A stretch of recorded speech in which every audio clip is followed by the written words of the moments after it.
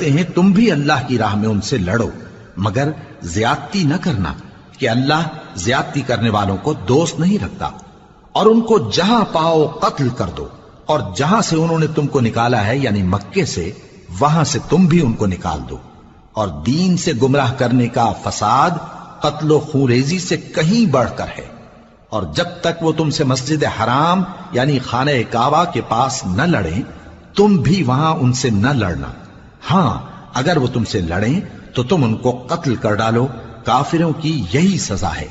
پھر اگر وہ باز آ جائیں تو اللہ بخشنے والا ہے، رحم کرنے والا ہے۔ اور ان سے اس وقت تک لڑتے رہنا کہ فساد نابود ہو جائے اور ملک میں اللہ ہی کا دین غالب ہو جائے۔